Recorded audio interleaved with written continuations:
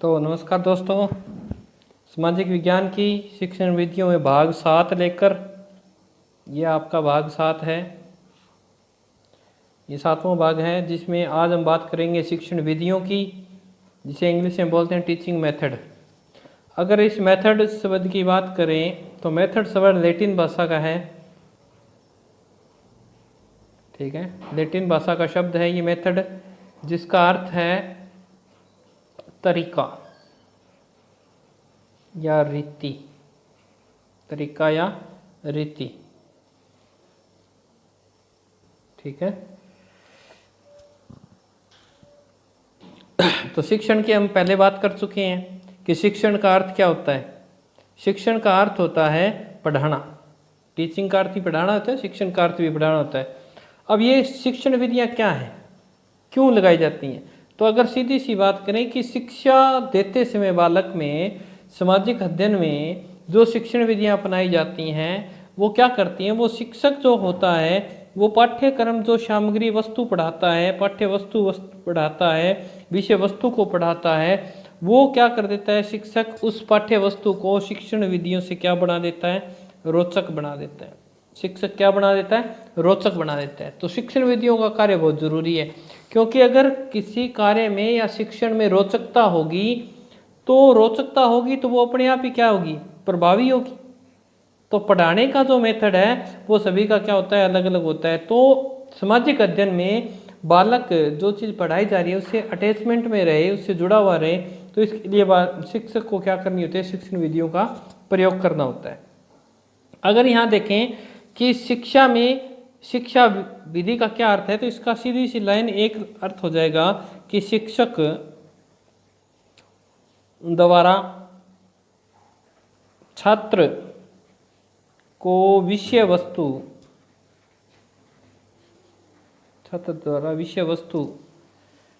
संप्रेषित यानी भेजना। बालक कैसे समझाते हैं, संप्रेषित करने का तरीका क्या कहलाती है, शिक्षण मेथड कहलाता है या टीचिंग मेथड कहलाता है। कि शिक्षक बालक को जो विषय वस्तु पढ़ा रहा है वो किस तरीके से पढ़ा रहा है, और ये तरीका ही क्या कहलाती है, शिक्षण विधियां कहलाती हैं। ठीक है, तो शिक्षण विधि में शिक्षण कराने के अनेक तरीके होते हैं। ठीक है, कोई शिक्षक किसी विधि से पढ़ाता है, तो यानी शिक्षण विधि में शिक्षक द्वारा जो विषय वस्तु पढ़ाई जाती है उस विषय वस्तु को जो प्रस्तुतिकरण दिया जाए, उस विषय वस्तु का जो प्रस्तुतिकरण दिया जाए वो कैसा होना चाहिए, वो प्रस्तुतिकरण होना चाहिए रोचक और प्रभावी होना चाहिए। तो वो आपका क्या कहलाएगा, शिक्षण विधियां कहलाएंगी। कि बालक को जो पढ़ाया जा रहा है वो इस टॉपिक इतना बढ़िया पढ़ाया जाए कि बालक को पढ़ने में क्या आए, इंटरेस्ट आए, तो वो क्या कहलाएगी, शिक्षण विधियां कहलाएंगी। प्रत्येक शिक्षक से ये उम्मीद होती है, कोई भी शिक्षक है उस शिक्षक से ये उम्मीद होती है, जैसे ही सरकार है, जैसे उसके माता पिता हैं, जैसे बालक है, तो वो इस चीज़ से उम्मीद करते हैं कि शिक्षक जो होता है वो हमारे बालक का निर्माण करेगा। उसके लिए शिक्षक को क्या करना चाहिए, तो शिक्षक को शिक्षण विधियों का, शिक्षण कौशलों का जो आपको पढ़ाए जाते हैं, शिक्षण कौशलों का, शिक्षण सूत्रों का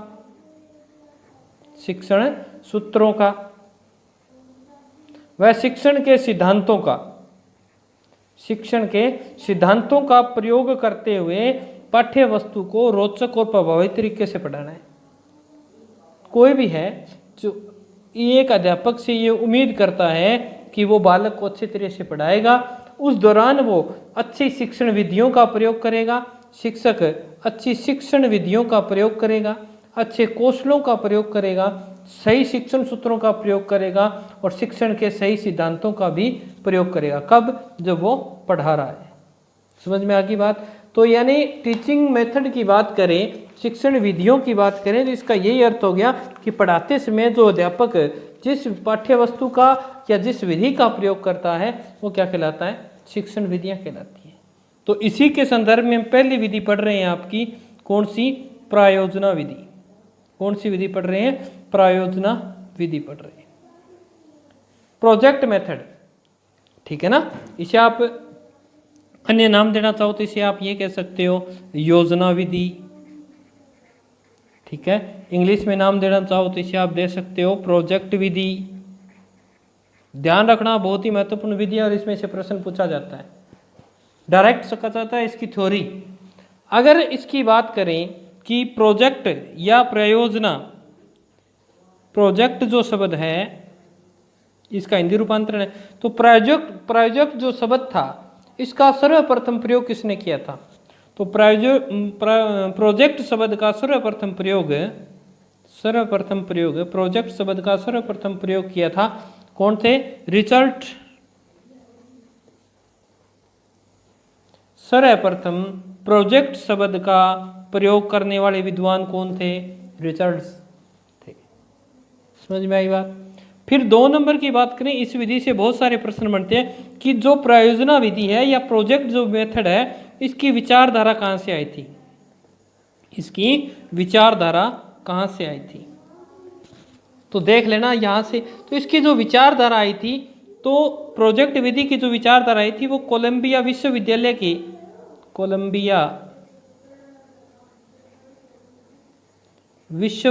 के प्रोफेसर थे कौन? John Dewey. इसकी जो विचारधारा थी वो कोलंबिया विश्वविद्यालय के जो प्रोफेसर थे जॉन डीवी, उन्होंने प्रस्तुत की कि ऐसे ऐसे एक प्रोजेक्ट विधि है। इसीलिए इस प्रोजेक्ट विधि के जनक, ध्यान रखना मैं बार बार कह रहा हूं, प्रोजेक्ट विधि के जनक कौन है? जॉन डीवी हैं। प्रोजेक्ट विधि के जनक कौन हैं? John Dewey. क्योंकि इन्होंने ही एक संप्रदाय चलाया था जॉन डीवी ने, कौन सा? प्रयोजनवाद। इस संप्रदाय से निकली है कौन सी विधि? प्रयोजना विधि। तो इसको ध्यान रखना है कि जो विचारधारा, सबसे पहले शब्द का प्रयोग किया था रिचर्ड्स ने, विचारधारा किसने दी? जॉन डीवी ने। इसीलिए प्रोजेक्ट विधि के जनक कौन है? John Dewey. परंतु इस विधि के प्रतिपादक ये अलग है, ध्यान रखना। इस विधि के प्रतिपादक कौन है? इस विधि के प्रतिपादक हैं विलियम, पूरा नाम लिखवा रहा हूं, हेनरी किलपैट्रिक। इस विधि के प्रतिपादक कौन है? किलपैट्रिक। और वर्तमान में इस विधि के जनक कौन माने जाते हैं? किलपैट्रिक को। ध्यान रखना है, जनक शब्द आते ही आपको उसका उत्तर करना है जॉन डीवी। और इसको आप ऐसे याद रख सकते हो, जैसे जनक और जैसे जॉन। देखो दोनों में क्या आ रहा है, देखो फिर नया आ रहा है, ये रहा नया।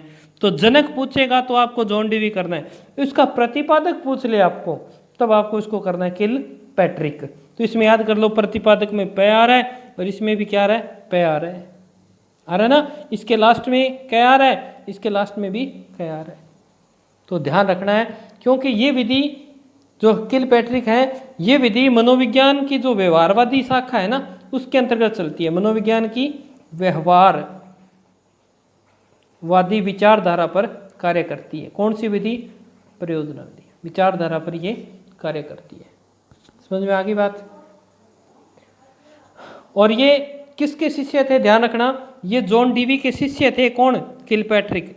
और ये विधि अगर बात करें शिक्षा के क्षेत्र में लाने का कार्य जॉन डीवी, इन्होंने तो सिर्फ विचारधारा दी थी और इन्होंने इस विधि का क्या कर दिया? प्रतिपादन कर दिया और इसे शिक्षा के क्षेत्र में लेके आए थे। कब लेके आए थे? 1918 में। कौन लेके आए थे? Henry Kilpatrick. अगर भारत के संदर्भ में बात करूं कि भारत में कौन लेके आया था इस विधि को, तो भारत में इस विधि को लाने का श्रेय किसको दिया जाता है? ईसाई शिक्षण जो संस्थान थे उनको दिया जाता है, शिक्षण संस्थानों को दिया जाता है। जो अंग्रेज आए थे उन्होंने ईसाई धर्म का प्रचार किया था, तो भारत में इस विधि को लाने का श्रेय ईसाई शिक्षण संस्थानों को दिया जाता है। और अगर इसकी बात करें कि भारत में सर्वप्रथम इस विधि का प्रयोग कहाँ हुआ, तो ध्यान रखना, मोगा जिला है, कहाँ पड़ता है? पंजाब में पड़ता है। उस जिले में इस विधि का सर्वप्रथम प्रयोग हुआ था। तो पूछ सकता है, ये बहुत ही रोचक तथ्य हैं प्रयोजना विधि के कि भारत में सर्वप्रथम प्रयोग कहाँ हुआ था? मोगा में हुआ था। कहाँ है ये? पंजाब में है। समझ में आ गई बात है? तो अब इसके अंतर्गत अपन पढ़ते हैं कि कुछ परिभाषाएं हैं कि कौन सी परिभाषा किसने दी है, कौन सी परिभाषा किसने दी है। तो वो पढ़ते हैं कि किसने कौन सी परिभाषा दी है। तो जो महत्वपूर्ण परिभाषाएं हैं वो ही पढ़ेंगे अपन। अगर प्रयोजना शब्द की और बात करें कि प्रयोजना शब्द सबसे पहले क्या शिक्षा में आया? नहीं, प्रयोजना शब्द या प्रयोजना शब्द का प्रयोग शिक्षा से पहले कहाँ किया जाता था? ये पूछ सकता है आपसे। तो शिक्षा से पहले जहाँ किया जाता था वो क्षेत्र कौन कौन से थे? तो कृषि क्षेत्र में यानी एग्रीकल्चर डिपार्टमेंट में, अभियांत्रिकी यानी इंजीनियरिंग में अभियांत्रिकी, ठीक है ना, व्यवसायिक क्षेत्र यानी कारोबारी क्षेत्र था, वहाँ प्रोजेक्ट विधि या प्रयोजना विधि का प्रयोग किया जाता था। तो वहाँ पर ये लोग पहले एक नक्शा बनाते थे कि अपने को कार्य ये अभियांत्रिकी यानी इंजीनियरिंग का जो काम है इसमें खाका तैयार किया जाता है, उसके बाद में उस कार्य को किया जाता है। अगर कृषि क्षेत्र में देखें तो मुर्गी पालन, फुलवारी यानी बागवानी करना, मुर्गी पालन ये खेती के अंतर्गत आते हैं, वहाँ भी प्रोजेक्ट विधि का कार्य किया जाता है। पहले प्रोजेक्ट बनाया जाता है, फिर उसमें पशुपालन वगैरह, और व्यवसाय में भी ऐसा ही होता है। तो ध्यान रखना कि प्रयोजना शब्द शिक्षा से पहले कहाँ का प्रयोग में लिया गया था? तो कृषि, इंजीनियरिंग और व्यवसायिक क्षेत्र में, ठीक है। तो हम प्रमुख परिभाषाओं की बात कर रहे थे कि कौन कौन सी परिभाषा किसने दी है। तो सबसे पहले हम किलपैट्रिक की देख लेते हैं कि किलपैट्रिक इस के बारे में क्या कहते हैं। किलपैट्रिक क्या कहते हैं? प्रयोजना विधि के बारे में क्या कहते हैं? तो वो कहते हैं कि प्रयोजना, देखिए एक एक शब्द पकड़ना पड़ेगा अपने को, कितनी कोटेशन याद करें कि प्रयोजना वे सहृदयपूर्ण कार्य है जिन्हें वास्तविक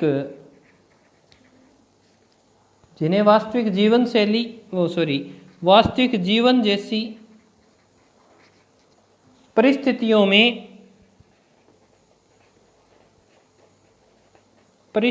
में पूर्ण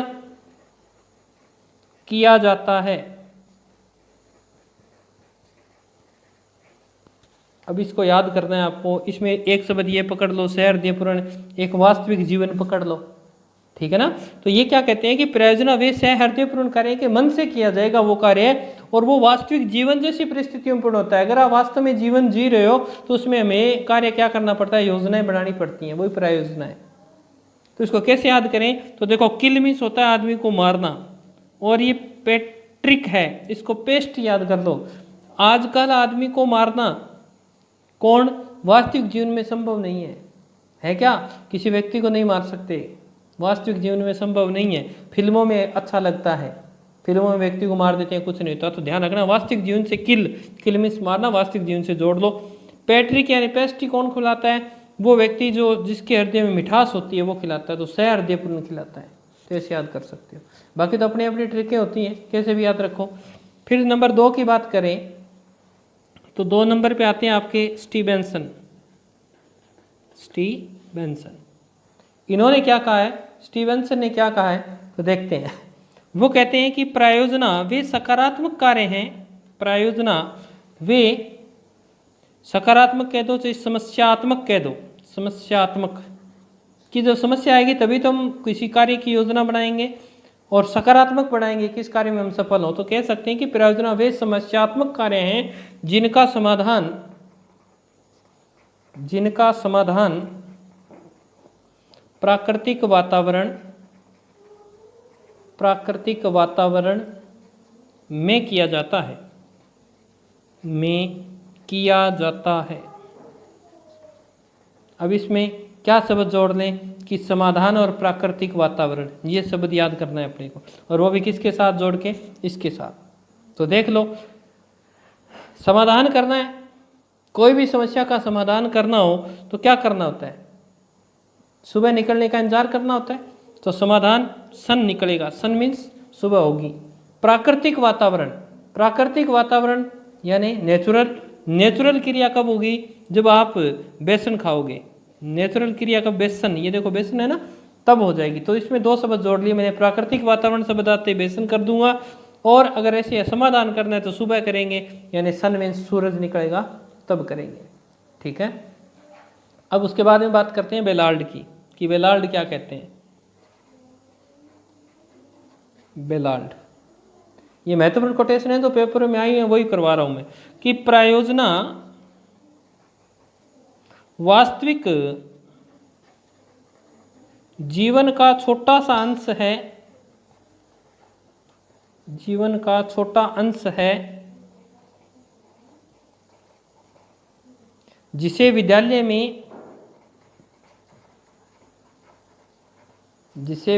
में पूर्ण किया जाता है। विद्यालय में क्या किया जाता है? पूर्ण किया जाता है। क्या कह दिया? देखो बेलाल्ड, वास्तविक जीवन का छोटा सा अंश है, ये शब्द पकड़ लो इसमें, जीवन का छोटा सा अंश, तो इसको इस शब्द से जोड़ेंगे। ये क्या है? बेल है। बेल मीन्स क्या होती है? घंटी भी होती है और एक बेल होती है जिसके फूल लगते हैं। और बेल जब लगती है तो उसका कितना अंश होता है? कब लगती है बेल? कुछ समय बाद। कुछ समय को क्या बोल सकते हैं? जीवन का छोटा सा अंश है जो बेल के अंतर्गत हम करते हैं। और बेल जो होती है फूलों वाली, उसका भी जीवन समय कितना होता है? छोटा सा होता है। कुछ समय के लिए उस पर फूल आते हैं। तो इसमें कुछ परिभाषाएं मैंने आपको याद कराने की कोशिश की है, और फिर भी देखते हैं आपको याद रहती है कि नहीं रहती। अब इसके बाद की बात करें, कुछ लोग मेरे को कमेंट वगैरह भी आए थे कि सर आप टेक्नोलॉजी का इस्तेमाल नहीं कर रहे। तो देखिए, लॉकडाउन में कहाँ से टेक्नोलॉजी लेके आए, जो है उसी से काम चला रहे हैं अपन। अब देखते हैं प्रयोजना के प्रकार।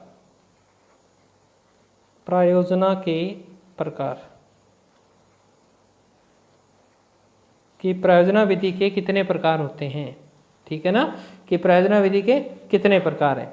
तो देखिए, किलपैट्रिक जिन्होंने इस विधि के प्रतिपादन किया, उन्होंने कितने बताए हैं? तो देखो, किलपैट्रिक ने इस विधि के 4 प्रकार बताए हैं। कितने बताए हैं?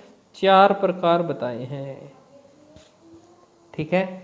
तो वो 4 प्रकार कौन कौन से हैं तो देख लेते हैं। नंबर 1 की बात करें तो नंबर 1 पे है रसास्वादनात्मक। पहला का है रसवादनात्मक प्रकार बताया है उन्होंने, ठीक है। फिर 2 नंबर की बात करें तो 2 नंबर में कहते हैं निर्माणात्मक। कौन सा बताया? निर्माणात्मक, या इसे आप कह सकते हो सृजनात्मक,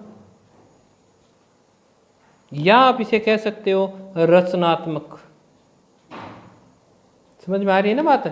कि किलपैट्रिक की बात करें, किलपैट्रिक ने कितने बताए? तो किलपैट्रिक ने 4 बताए हैं। पहला बताया इन्होंने रसवादनात्मक योजना।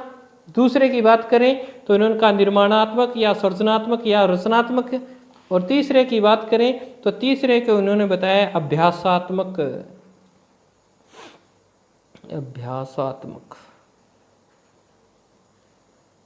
कि प्रयोजना कितने प्रकार हैं? तो पहला है रसास्वादनात्मक योजना, निर्माणात्मक योजना, अभ्यासात्मक योजना, और चौथा है समस्यात्मक योजना। समझ में आई बात है? समस्यात्मक योजना। आप इसे कलात्मक भी कह सकते हो, इसके बहुत सारे नाम हैं। इसे आप कलात्मक भी कह सकते हो, क्योंकि जब सर्जन करेंगे तो कला होगी तभी तो करेंगे, तो इसके बहुत सारे नाम हैं, ठीक है ना। तो रसास्वादनात्मक को मैं समझा देता हूँ कि क्या होता है, कि ये क्या है रसास्वादनात्मक योजना, कि इस योजना में क्या कार्य होता है। तो देखिए, इस योजना में क्या होता है? बालक को कार्य करने में रस की प्राप्ति हो, कि आप बालक से कोई भी कार्य करवाओ तो बालक को क्या हो? रस प्राप्ति होनी चाहिए, बालक को आनंद आना चाहिए, बालक को क्या हो? रस या आनंद प्राप्ति होनी चाहिए। समझ में आई बात है? कि रसा शब्द में देख लो रस स्वाद, कि बालक कोई भी कार्य सीखे, कोई भी शिक्षण करे तो उसे बालक को रस आए। तो जैसे गुरुजी इसका एग्जाम्पल, तो जैसे बालक को कोई भी पाठ पढ़ाया जाए, सामाजिक विज्ञान में कोई पाठ आए तो उसे कौन सी विधि से पढ़ाया जाए? उसे अभिनय करवाया जाए, तो अभिनय करना, या बालक को अभिनय कर करके पढ़ाओ तो उसे रस की अनुभूति होगी। तो ये कह रहा है प्रयोजना विधि में ये आपका रस आना चाहिए बालक को, ठीक है ना। एग्जाम्पल है ये। फिर नंबर 2 की बात करें कि नंबर 2 कौन सा है आपका? निर्माणात्मक या कलात्मक भी आप इसे कह सकते हो। तो इसमें क्या होगा, इसमें बालक को रचना करने के लिए दी जानी चाहिए। बालक को क्या कार्य दिया जाए, रचना का कार्य दिया जाए कि आप कुछ कार्यों का निर्माण करो, रचना का कार्य दिया जाए।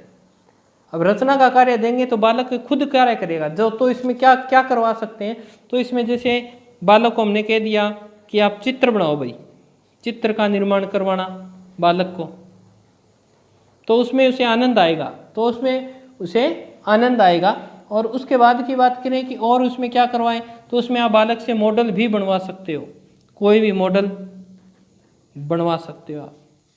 आपने देखा होगा पहले अपन छोटे होते थे तो चार्ट बनाते थे, और चार्ट से बालक में क्या होगा, निर्माण होगा।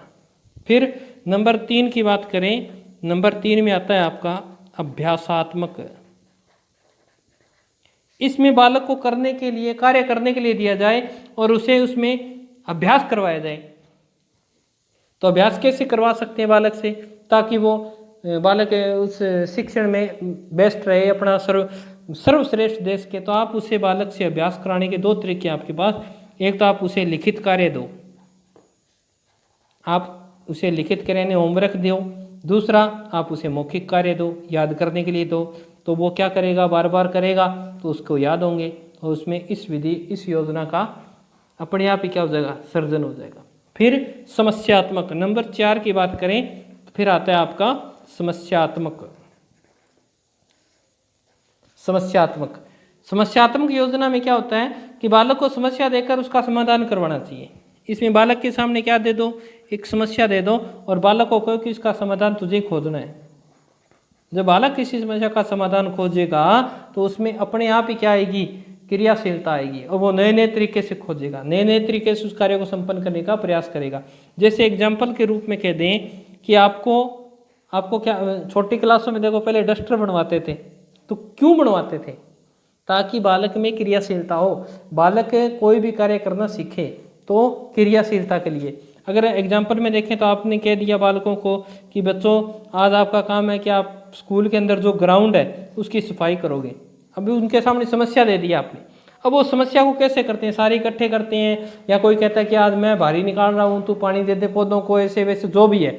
तो ये सफाई वगैरह का काम सब करवाना, ये इसी के अंतर्गत आता है। बालक के सामने हमने समस्या प्रस्तुत कर दी।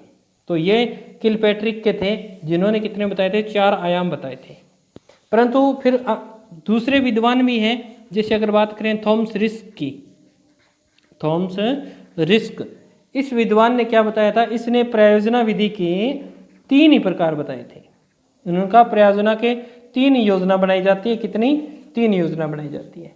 तो इसने कौन कौन सी बताई हैं, इसको थोड़ा वैसे ही नज़र में रख लेना, क्योंकि मेन तो किलपैट्रिक का याद रखना है अपने को। तो इन्होंने 3 बताई थी। पहली बताई थी उत्पादन, ठीक है, उत्पादन योजना, ओके। तो ये निर्माणात्मक के 2 चाहिए, उत्पादन एक ही बात है। 2 नंबर की बात करें तो इन्होंने कहा था सीखने संबंधी योजना, कि बालक कैसे सिखाया जाए बालक को, वही अभ्यासात्मक वाला है, सेम ही है। 3 नंबर को इन्होंने कहा था समस्या संबंधी योजना, और लास्ट में वही बात इन्होंने की थी। तो इन्होंने 3 प्रकार बताए हैं और किलपैट्रिक ने 4 प्रकार बताए, ठीक है। तो आज के लिए इतना ही कर लेते हैं। कल अपन पढ़ेंगे इसके अंदर प्रयोजना के सोपान, प्रयोजना के सोपान। और प्रयोजना कितने सोपान हैं, किलपैट्रिक के अनुसार 6 हैं, कई किताबें 7 लिखती हैं, जिनका जिक्र हम कल करेंगे। तो आज के लिए इतना ही, मिलते हैं नेक्स्ट वीडियो में। तब तक आप खुश रहें, आसपास सफाई बनाए रखें। धन्यवाद।